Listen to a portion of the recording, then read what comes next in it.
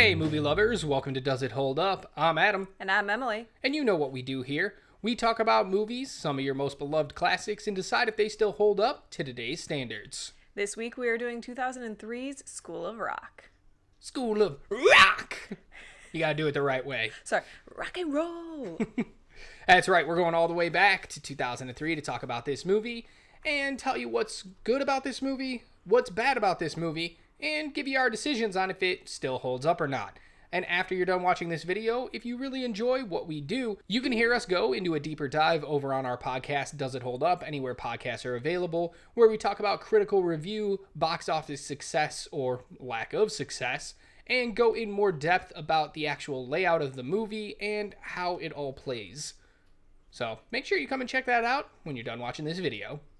You ready to get started? Oh yeah. This week, I get to tell you all the good things about the movie School of Rock.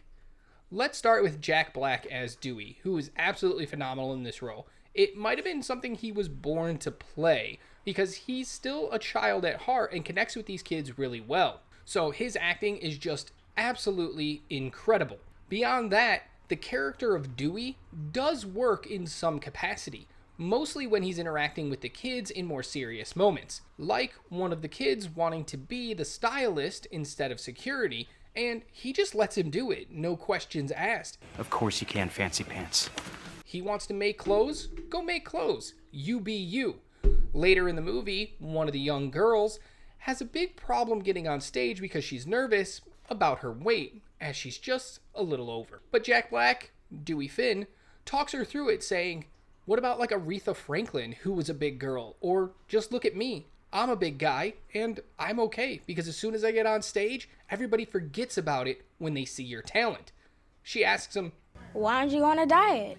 Because I like to eat. Is that such a crime? This movie is wonderful when it comes to things like that and showing body positivity.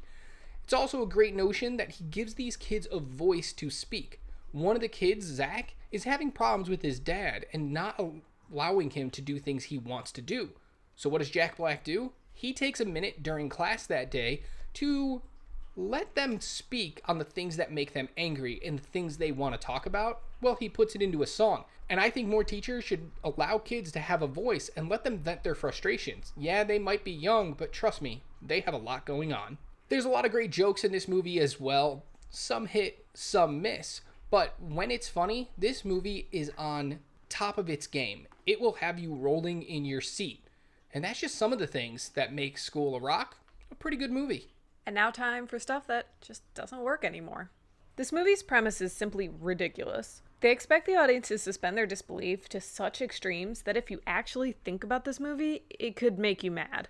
A private school whose tuition is $15,000 a year would have much better security measures that honestly, none of this movie should have happened. There's no way Dewey makes it into that school, says the things he says, and stays several weeks. You don't have to worry about me because I'm a hard ass. And if a kid gets out of line, I got no problem smacking him in the head. Let alone being basically able to kidnap the kids for the audition. As the movie goes on, it gets harder and harder to suspend that disbelief. Then there's the character of Dewey Finn. He is one of the most selfish characters to ever be put to screen. Every action he makes in this movie is to further his own agenda of playing music and winning Battle of the Bands.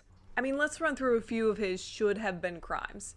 Identity theft, being on school premises when he shouldn't have been, kidnapping kids, evading police.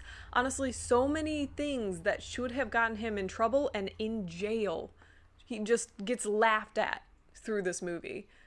And the last thing that doesn't work in this movie is that no one learns a lesson, especially our protagonist, Dewey. He's the same character at the end of the movie as he is at the beginning. A selfish man who's just lucky in the fact that he probably should be in jail, and yet by the end of the movie, he opens up his own after-school program to teach kids music. That's not a good lesson for anyone to take away, and if this movie doesn't have a moral compass or something we should learn and take away from the movie, well then, what's the point of even watching it? So with our final decisions, mine is, this movie just doesn't hold up.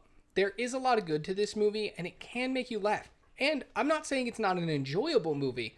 I'm just saying a lot of the things done in it and a lot of the lessons taken away just don't hold up to today's standards. I agree with you. It doesn't hold up. I'm still gonna absolutely love this movie going forward. I enjoy watching it so much, but watching it now, I do see a lot of issues that just wouldn't hold up to today's standards. And once again, this is just our opinions, and we're not saying the movie's not good, we're just saying it doesn't hold up. But let us know in the comments below what you think about School of Rock. Does it still hold up in your opinion? Is it something that you go back and watch on repeat every year? And if you like what we did, don't forget to check out our podcast anywhere podcasts are available, and check out some of our other social media channels over on Twitter, TikTok, Instagram, and Facebook. You can find that link in the description below. And until next time, take care of yourself, know that you are loved, and keep watching movies. Bye!